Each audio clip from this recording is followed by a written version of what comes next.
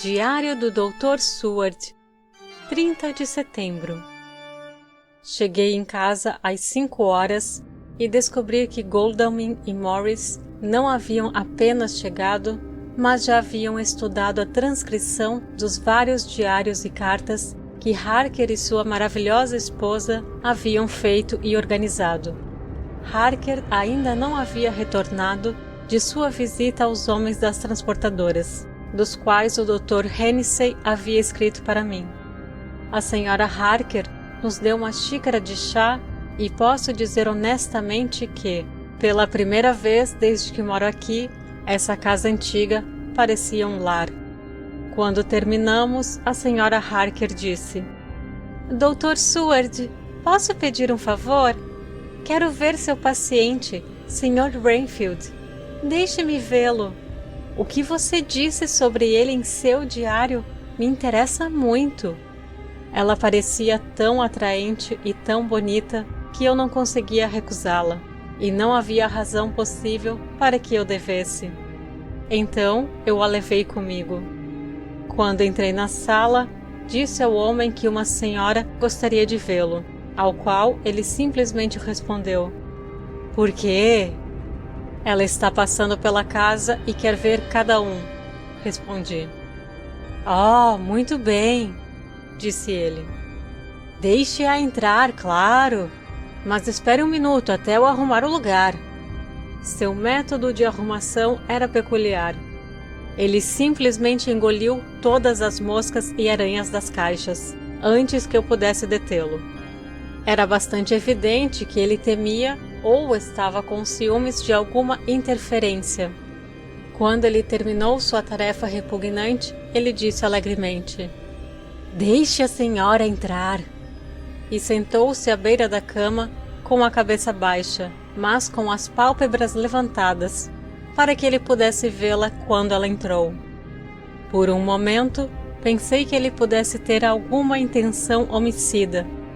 Lembrei-me de quão quieto ele estava pouco antes de me atacar em meu próprio escritório, e tomei o cuidado de ficar onde eu poderia detê-lo imediatamente se ele tentasse saltar sobre ela.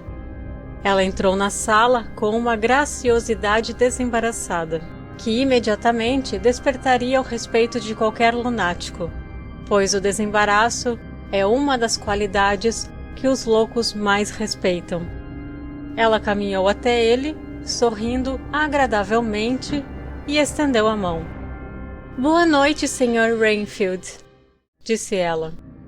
Veja bem, eu te conheço, pois o Dr. Seward me contou de você. Ele não deu uma resposta imediata, mas olhou para ela com intensidade e com uma carranca em seu rosto. Esse olhar deu lugar a um de admiração, que se fundiu em dúvida. Então, para meu intenso espanto, ele disse: Você não é a garota que o médico queria se casar, não é? Você não pode ser, sabe? Pois ela está morta. A Sra. Harker sorriu docemente enquanto ela respondeu: Oh, não, eu tenho um marido, com quem eu me casei antes de conhecer o Dr. Seward, ou ele a mim. Eu sou a Sra. Harker. Então, o que você está fazendo aqui? Meu marido e eu estamos em uma visita ao Dr. Seward. Então não fique. Mas por que não? Eu pensei que esse estilo de conversa poderia não ser agradável para a Sra. Harker, tanto quanto era para mim. Então me juntei. Como você sabia que eu queria me casar com alguém? Sua resposta foi simplesmente desprezível, dada em uma pausa em que ele virou os olhos da Sra. Harker para mim, instantaneamente os voltando novamente. Que pergunta idiota! Não vejo dessa forma, Sr. Rainfield, disse a Sra. Harker, imediatamente me defendendo. Ele respondeu a ela com tanta cortesia e respeito quanto ele havia demonstrado desprezo por mim. A senhora entenderá, é claro, Sra. Harker, que quando um homem é tão amado e honrado como nosso anfitrião é, Tudo sobre ele é de interesse em nossa pequena comunidade.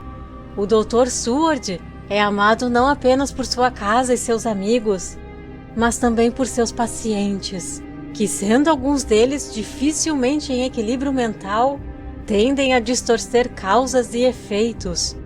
Desde que eu mesmo fui um preso de um asilo lunático, não posso deixar de notar que as tendências sofisticadas de alguns de seus presos se inclinam para os erros de non-causa em oratio elenchi. Abri positivamente meus olhos para este novo desenvolvimento. Aqui estava meu próprio lunático de estimação, o mais pronunciado de seu tipo que eu já havia encontrado, conversando sobre filosofia elementar e com a maneira de um cavalheiro polido. Gostaria de saber se foi a presença da Sra. Harker que tocou algum acorde em sua memória. Se essa nova fase era espontânea ou, de alguma forma, devido à sua influência inconsciente, ela deve ter algum dom ou poder raro. Continuamos conversando por algum tempo, e vendo que ele estava aparentemente razoável, ela se aventurou, olhando para mim hesitante quando começou, para levá-lo ao seu tópico favorito.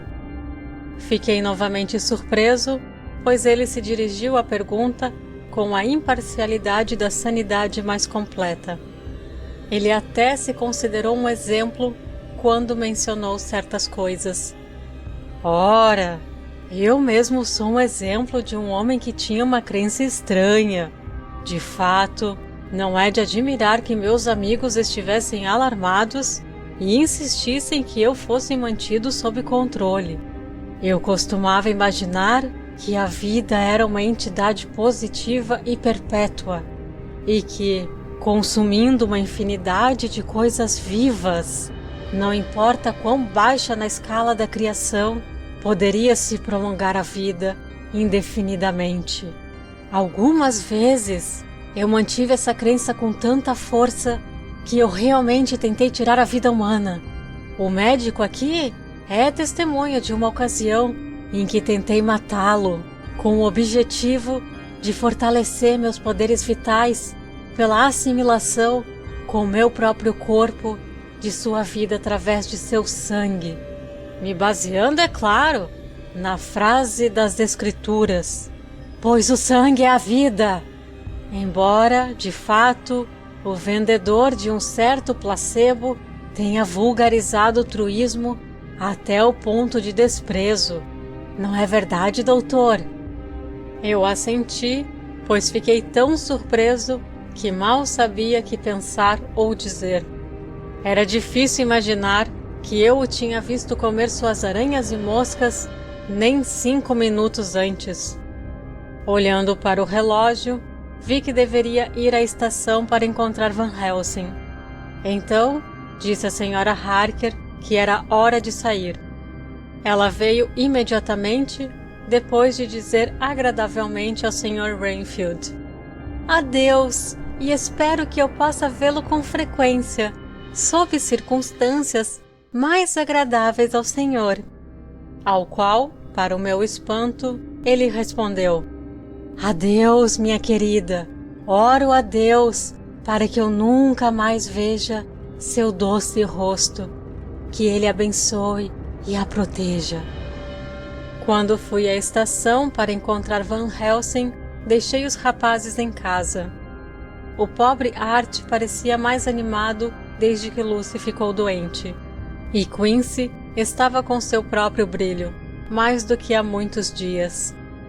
Van Helsing saiu da carruagem com a ansiedade descuidada de um menino. Ele me viu imediatamente e correu para mim, dizendo: "Ah, amigo John, como vai tudo?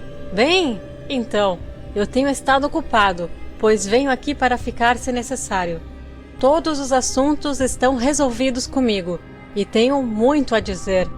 "Senhora Mina está com você?" "Sim."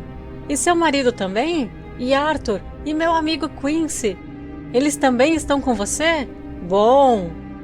Enquanto íamos para casa, contei a ele o que havia passado, e de como meu próprio diário passou a ser usado através da sugestão da Sra. Harker, no qual o professor me interrompeu.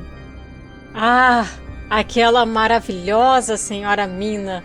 Ela tem o cérebro do homem, um cérebro que um homem muito talentoso deveria ter, e o coração de uma mulher. O bom Deus a criou para um propósito. Acredite em mim, quando ele fez essa combinação tão boa. Amigo John, até agora a sorte fez dessa mulher uma ajuda para nós. Depois desta noite, ela não vai precisar mais lidar com este caso tão terrível. Não é bom que ela corra um risco tão grande. Nós, homens, estamos determinados. Ora, não estamos comprometidos a destruir esse monstro. Mas não é uma tarefa para uma mulher. Mesmo que nada aconteça a ela, seu coração pode falhar em tantos e tantos horrores, e a seguir ela pode sofrer, tanto acordada dos seus nervos e dormindo em seus sonhos.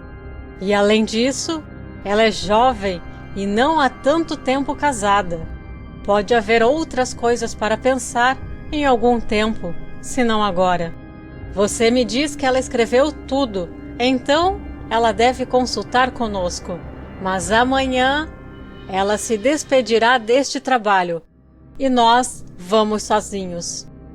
Eu concordei com ele e depois contei a ele o que havíamos encontrado em sua ausência.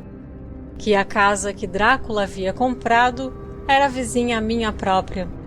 Ele ficou surpreso e uma grande preocupação pareceu vir sobre ele. Oh, se nós soubéssemos antes, ele disse, pois então poderíamos ter chegado a tempo de salvar a pobre Lucy. No entanto, não se deve chorar pelo leite derramado, como você diz.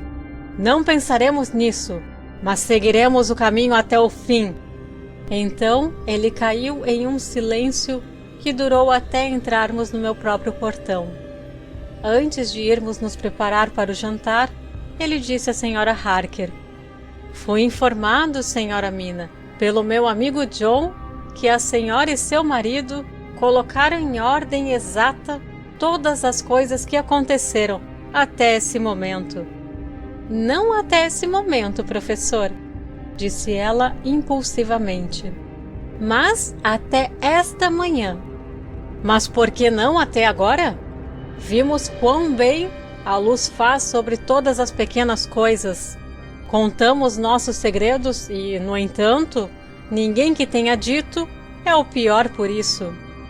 A Sra. Harker começou a corar e, pegando um papel de seu bolso, ela disse: Dr. Van Helsing, o senhor poderia ler isso e me dizer se deve entrar? É o meu registro de hoje.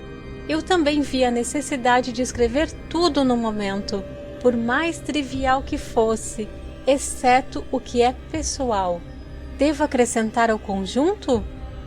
O professor leu gravemente e devolveu, dizendo: não é preciso entrar se a senhora não desejar, mas espero que entre. Fará com que seu marido a ame mais, e todos nós, seus amigos, a honrar ainda mais, além de mais estima e amor. Ela pegou de volta o papel com outro rubor e um sorriso brilhante. E agora, até esta mesma hora, todos os registros que temos estão completos e em ordem. O professor tirou uma cópia para estudar depois do jantar e antes da nossa reunião, que foi marcada para as 9 horas. O resto de nós já leu tudo. Portanto, quando nos encontrarmos no escritório, todos estaremos informados sobre os fatos e poderemos organizar nosso plano de batalha contra esse inimigo terrível e misterioso.